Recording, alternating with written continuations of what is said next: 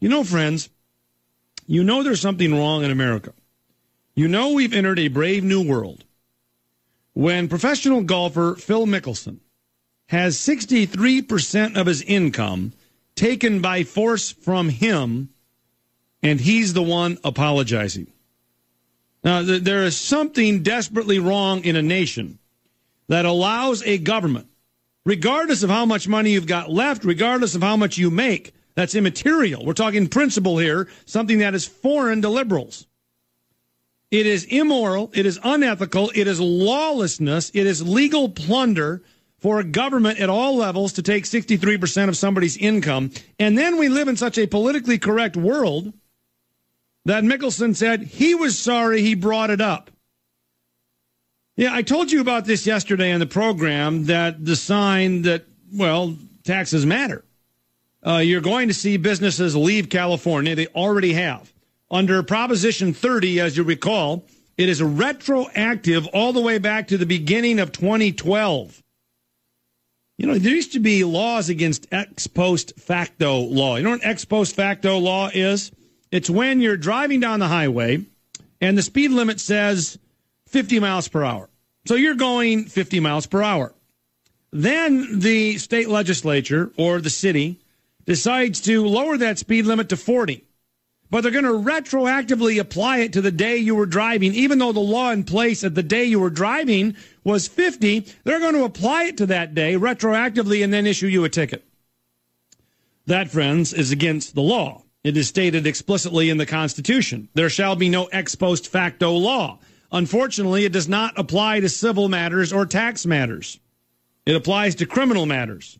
So the state of California, when they passed Prop 30, decided to pass this massive sales and income tax hike to fund schools. More on that later. They decided to pass it retroactively. So it hits anybody that makes a lot of money. So Phil Mickelson, the golfer we told you about yesterday, said, look, I got to get out of California or retire because I'm getting creamed here.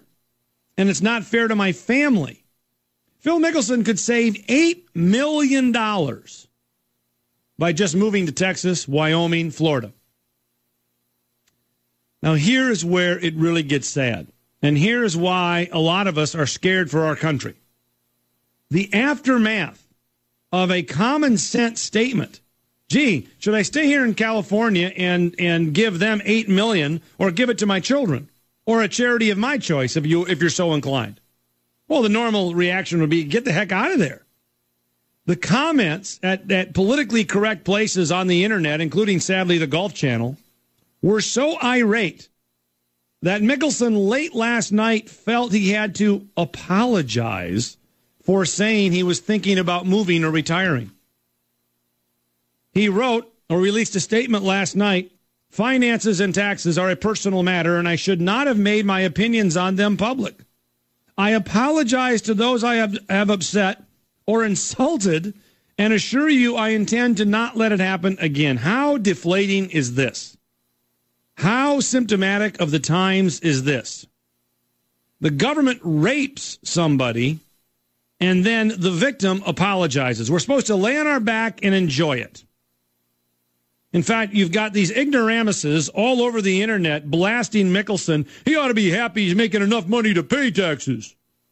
What an arrogant creep. He gets to get paid that much. Wait, let me get this straight.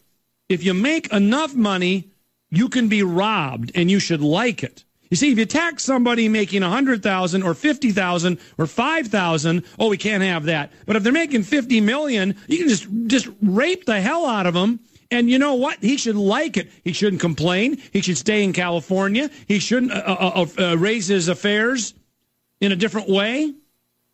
Tiger Woods, to his credit, came to Phil's defense today. Tiger said in Florida, I moved out here in 1996 for that reason. I understand what he was, I think, trying to say.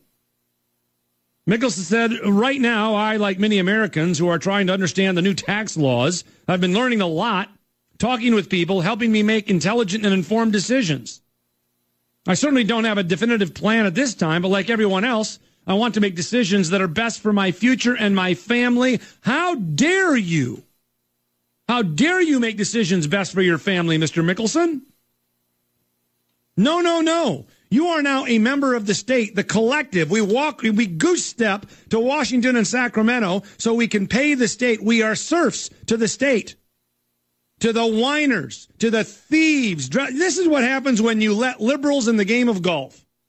No doubt, Mickelson, there should be a law that no liberal can ever pick up a golf club. Let's keep something pure.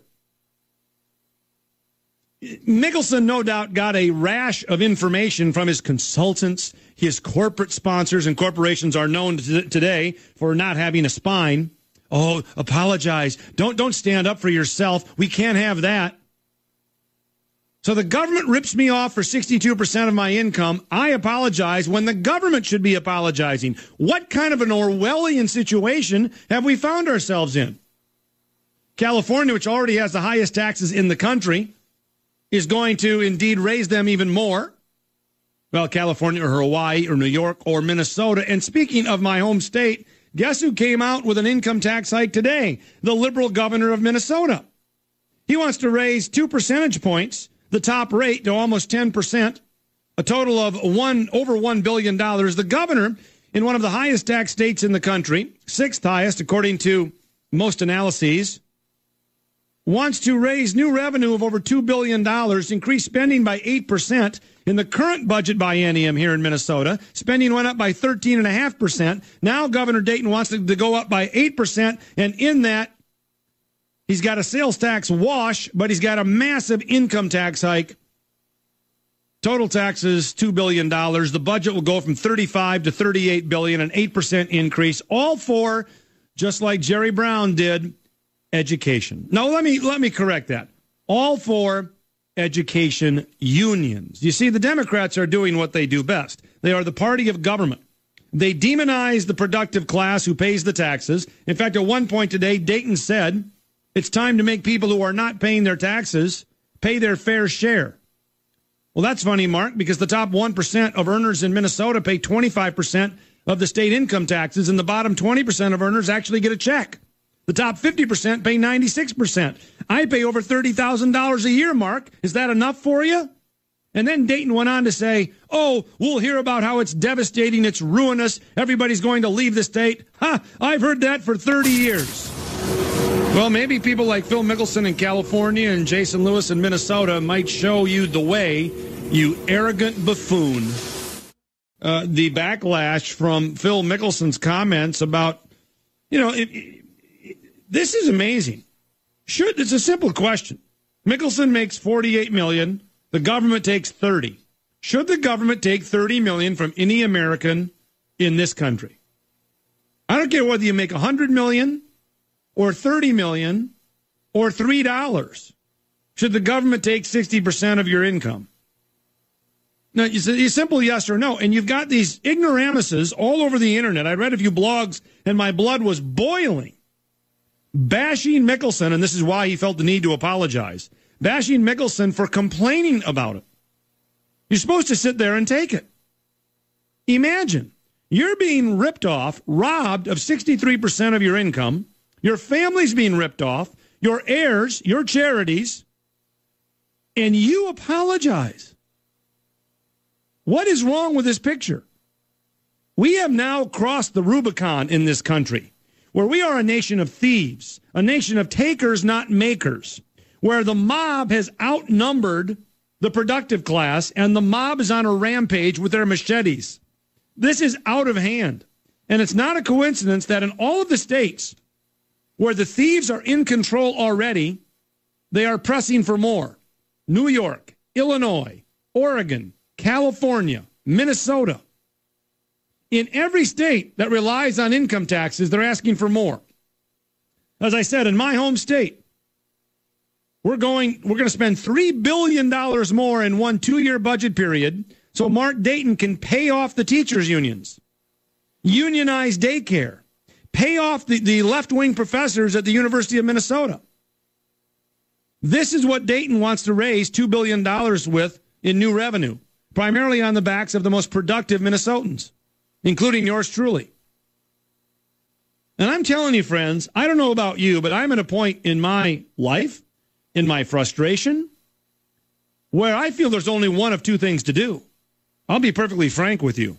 I'm not going to hide from you. Maybe I shouldn't say this publicly, but I have told people privately, so I don't like keeping secrets. I'm either going to throw my hat in the ring and rip somebody to shreds in a debate and tell them where to get off, including the press, or I'm leaving. The most patriotic thing every American can do would be to move to a no-tax state.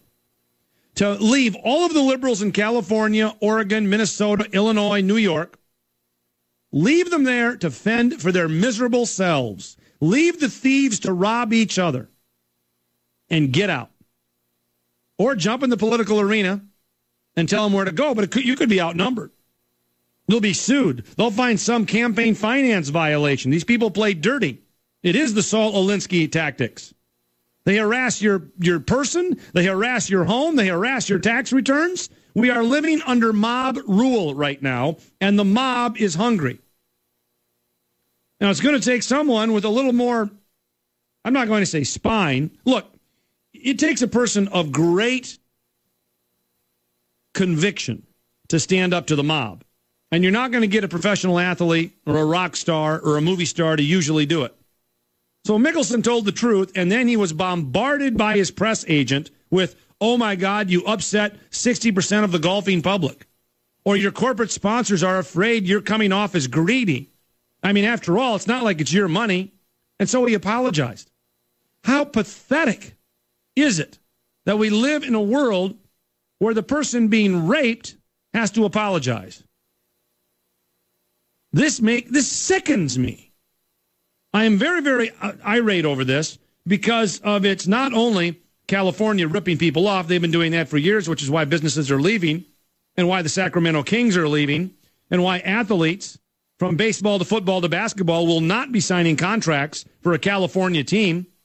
The best thing we could do in America is to boycott California, boycott Minnesota, boycott Oregon, boycott Illinois, boycott New York, any left-wing lunatic state that wants to rip off the most productive people in the name of buying the votes of people who don't pay. I mean, this governor of Minnesota, this horrible imposter, had the audacity to say that his plan will upset everybody who's not paying taxes or is not paying their fair share. I want to give this idiot my tax return and ask him, and I'm not even including property taxes or sales taxes. Hell, my tax burden is probably $30,000, $40,000, $50,000 just to live in the frozen tundra. Oh, but you can afford it, Lewis. You're highly paid. That's not the point. That's $30,000, $40,000 that my children should get, my grandchildren, my favorite charity, whatever the case might be. It's not your money. Doesn't matter because I'm not paying my fair share, even though I pay $40,000 more than most Minnesotans who are in the bottom 40% of the income bracket. Well, they don't make as much money. That's not the point. Don't tell me I'm not paying. You arrogant boob. I tell you, this is getting ugly. This is getting ugly when left-wing groups, the same people that went after Chick-fil-A, can silence people. There's a group out there called Forecast the Facts. They exist to publicly bully companies or meteorologists who dare to question global warming. There is a liberal-funded group that calls advertisers on conservative radio programs to threaten them. I could go right down the list here. You get corporations like Target, who will support every left-wing cause under the sun, along with General Mills, Starbucks, Thomson Reuters, Google, you name it. But if they're ever get caught giving $1 to a conservative outfit, they are harassed until they apologize. We live in a world of corporate cowardice. We live in a world where Mickelson's forced to apologize. This is more disturbing than the backlash of what he said. So here's my question to you. Should Phil Mickelson simply lie on his back and smile and have a good time and enjoy it? That's what the bloggers are saying. That's what the idiot sports columnists are saying and the idiot sports talkers. Or should Mickelson have not apologized and told anybody criticizing him to go take a hike? Boy, I wish that's what he would have done.